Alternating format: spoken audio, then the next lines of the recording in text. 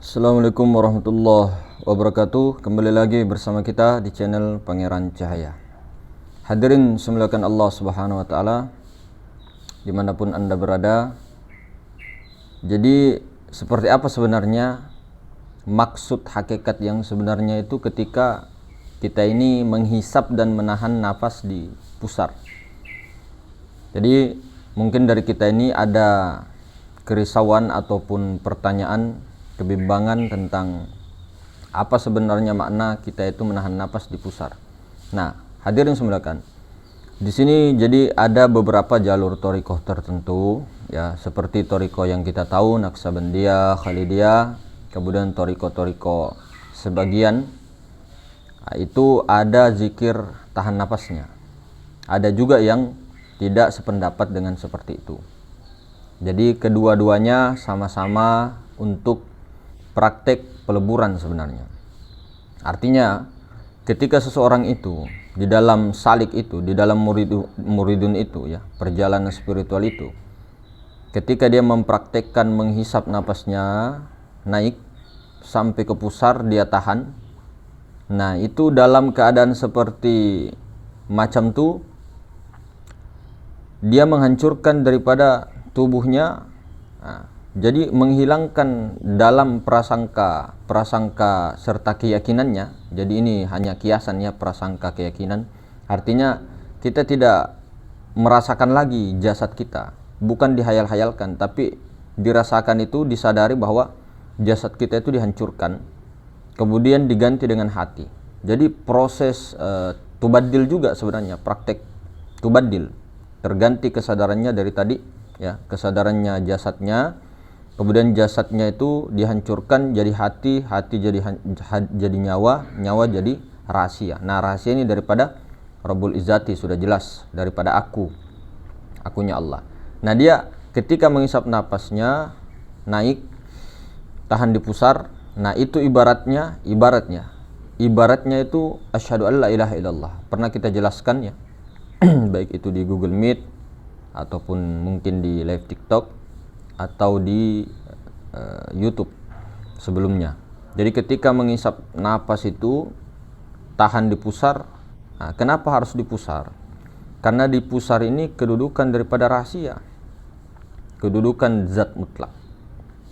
Nah, kemudian di tarekat yang tertentu, di tarekat lainnya, ini kedudukannya A.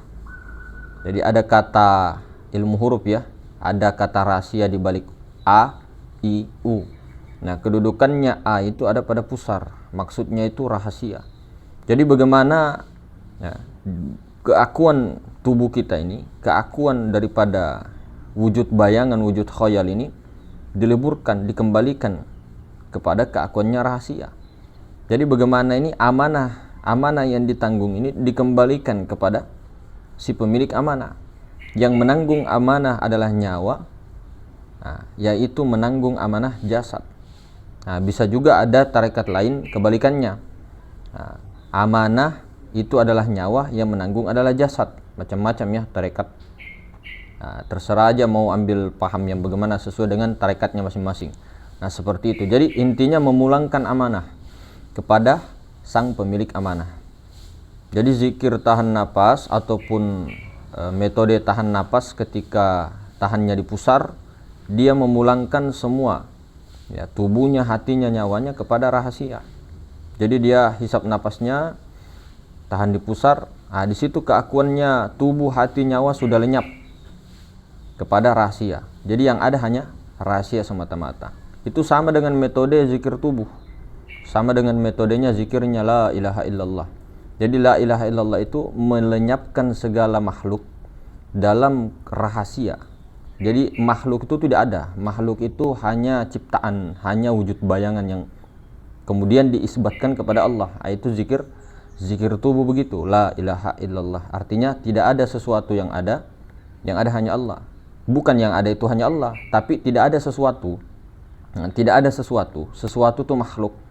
Nah, dia hilangkan pandangan makhluk ketika mengucap la ilaha. Di situ makhluk sudah hilang semua. Dalam pandangan rahasianya makhluk tuh hilang semua.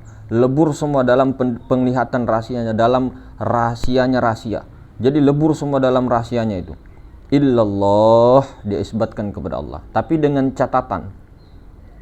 catatan yang penting, dia harus mengenal dulu. Artinya ma'rifat musyahadatul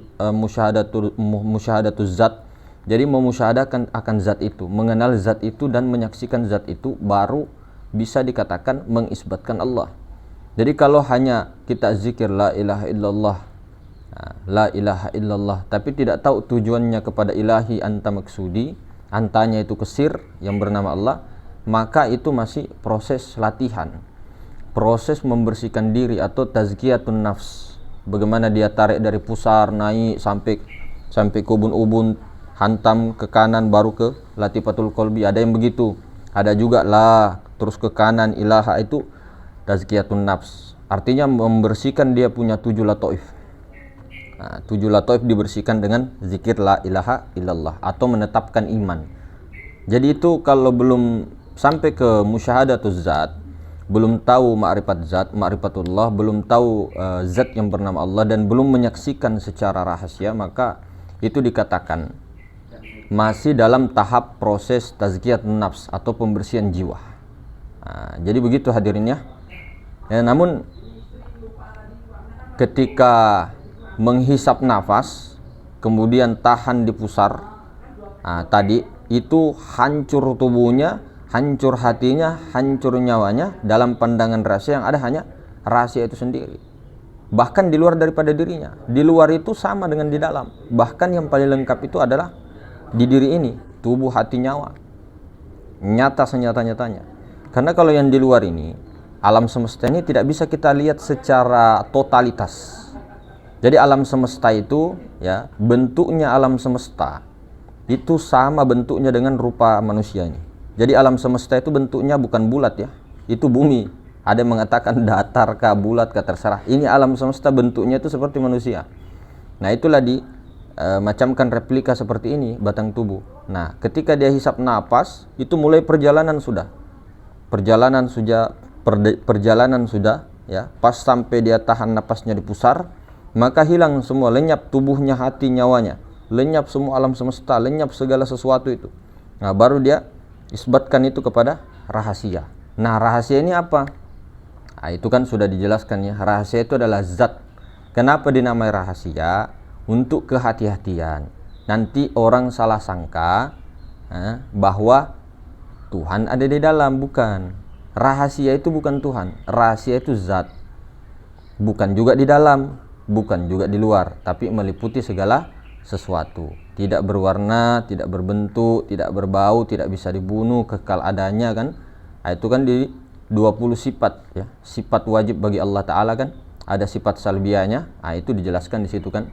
Untuk ciri-cirinya zat itu sendiri. Makanya kita berpegang ini, kita ikut Syekh Yusuf Al-Makassari. Beliau mengatakan ketika ada sesuatu yang mengatakan itu rahasia atau zat yang bernama Allah, itu berbentuk ataupun bertempat ataupun bisa tercampur dengan sesuatu, maka itu bukan zat. Karena patokannya Syekh Yusuf Tuanta Salamaka ini dua, ayat laisa kamitsli syai' dengan qul huwallahu ahad, al-ikhlas sampai selesai. Itu patokannya yang paling sering diulang-ulang Tuanta, guru kita Tuanta Salamaka, Syekh Yusuf Al-Makassari Al-Bantani. Beliau itu ulang-ulang terus itu. Ketika ada seseorang mengatakan Allah itu seperti ini, beda, tidak serupa dengan sesuatu. Sesuatu kan sudah tahu ya, yang berbentuk makhluk semuanya. Jadi kita itu perjalanan ke situ. Ketika tahan nafas, hancur semuanya, yang ada hanya zat semata-mata. Nah kemudian ketika melepaskan napasnya, menurunkan dia punya napas, maka itu bersyahadat lagi ya, wa asyhadu anna Muhammad Rasulullah. Artinya sir itu nyata kepada nyawa, nyata kepada hati, nyata kepada batang tubuh. Begitu. Kelakuannya menjadi batang tubuh, asma'nya Allah menjadi hati, sifatnya Allah, wujudnya menjadi nyawa.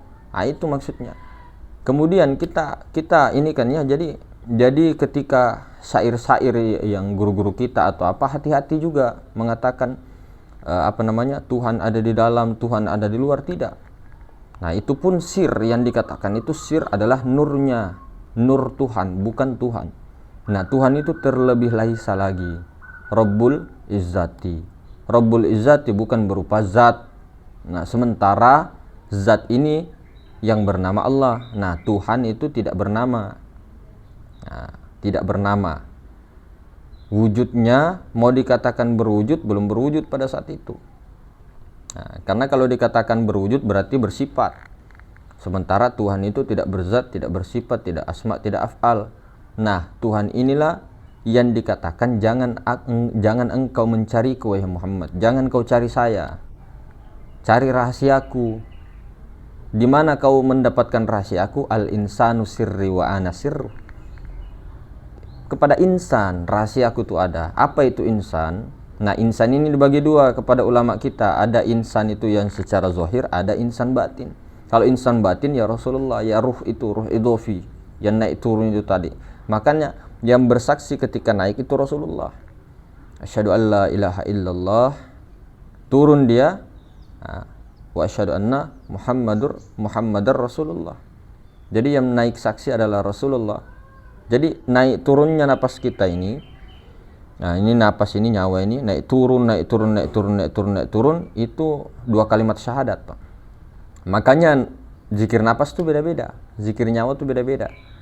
Nah, ada naik Allah turun Muhammad, ada naik Muhammad turun Allah, ada naik hu turun Allah, ada naik Allah turun hu, ada naik la ilaha illallah, ada turun Muhammadur Rasulullah, ada naik asyhadu an la ilaha illallah, ada turunnya wa asyhadu anna Muhammadur Rasulullah.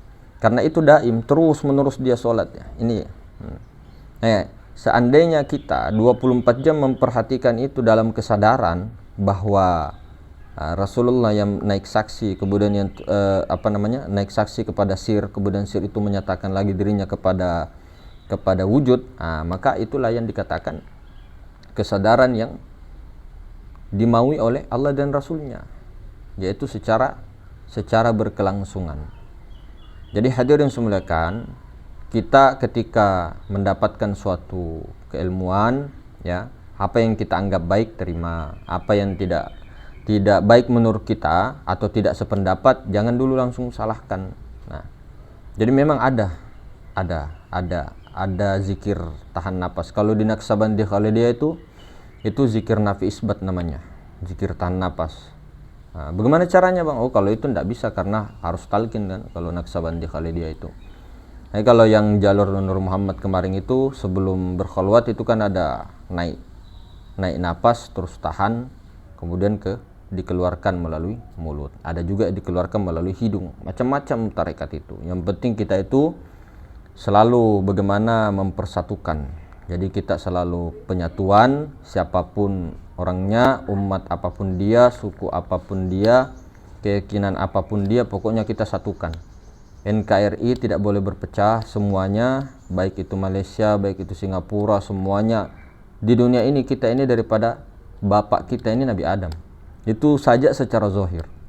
Nah, secara batin daripada Nur Muhammad semuanya. Apa yang mau bertengkar? Kalau kita tahu kan. Jadi ketika kita diini orang, lebih baik mengalah. Lebih baik mengalah, sabar, syukur, sabar, syukur, sabar, syukur. Ini amalan yang ringan di mulut tapi berat dijalani. Sabar, syukur. Makanya Rasulullah SAW panutan kita, Nabiullah Agung kita, inilah beliau salah satunya, bukan lagi ada cacat sama sekali, tidak ada cacatnya sama sekali, cacatnya sama sekali, tidak ada beliau itu, tidak ada sama sekali, wallahi tidak ada. Nah, disinilah panutannya, beliau mengajari sabar dan syukur. Pernah suatu ketika Rasulullah SAW ditawari melalui malaikatnya oleh Allah Subhanahu Wa Taala gunung Uhud dijadikan emas, tapi beliau tidak mau. Apa kata beliau? Saya lebih menyukai satu hari lapar, satu hari kenyang, satu hari saya tidak makan, satu hari saya makan. Artinya begini, ketika baginda Nabi Sallallahu Alaihi Wasallam itu panutan kita, ya, ketika beliau satu hari tidak makan, maka ada lagi muncul sifat sabar di situ.